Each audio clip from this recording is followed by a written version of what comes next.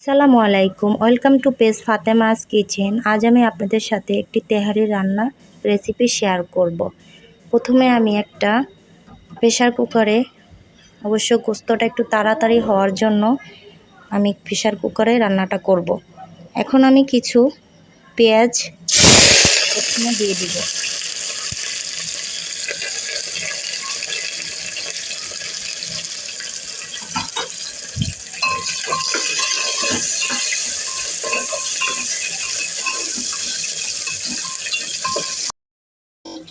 গরুর গোস্ত ছোট ছোট করে কেটে নিয়েছি।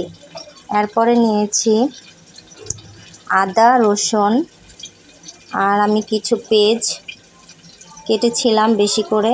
ওই পেস্টটাকে আমি বেশিটা কিছু মিক্সড মশলা নিয়েছি। এই যে দেখেন, আমার মিক্সড মশলাটাকে আমি এখানে রেখে দিয়েছি। অবশ্য আপনারা তো সবাই জানেন এখানে কি কি দিতে হবে।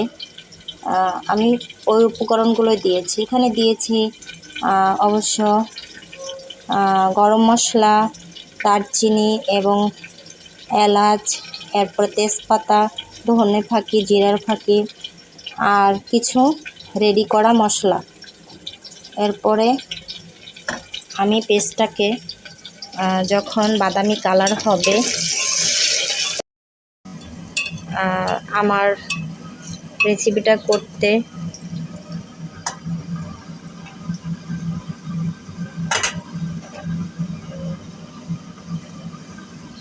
এখন আমার কালারটা এসে গেছে। আমি দিয়ে দিব গরুর গোস্তর, এই যে দেখেন,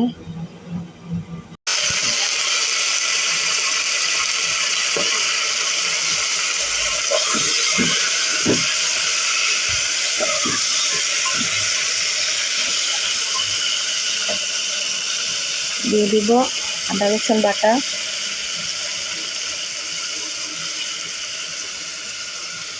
অবশ্য আমি টক দইটা ইউজ করলাম না, আমি গুঁড়া দুধ দিয়ে এটাকে আমি হালকা লেবু চিপে, কিছু কাঁচামরিচ আমি ভেঙে দিচ্ছি। এরপরে বাকিটা আমি একটু কষানো হলে দিয়ে দিব।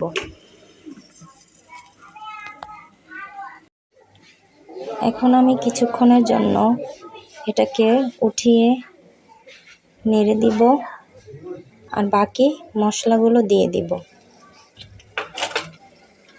এই যে দেখেন, এখন আমি দিয়ে দিব কিছু কিশমিশ। কিশমিশটাকে হাতে একটু থেতলিয়ে দিব যেন মিশে যায়। আমি নিচ্ছি কিছু গুঁড়া দুধ, 3 চামচ গুঁড়া দুধ অ্যাড করব এর সাথে। এরপরে লেবু দিয়ে চিপড়ে এই যে আমি দিয়ে দিব গুঁড়া দুধ। অবশ্য আগেগুলো গুঁড়া দুধগুলো দিয়ে দিয়েছি। এখন আমি দিয়ে দিব কিছু আলু তেহারির সাথে। আমি আলাদা করে এই যে রাইসটা চুলায় দিলাম, এখানে দিয়ে দিব। অবশ্য আপনাদেরকে রাইসটা বসানোর সময় দেখানো হয় নাই, তার জন্য আমি দুঃখিত।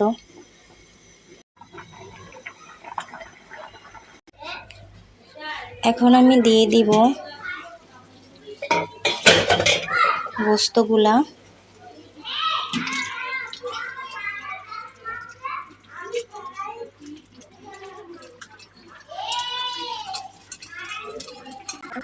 বিফ বিরিয়ানি।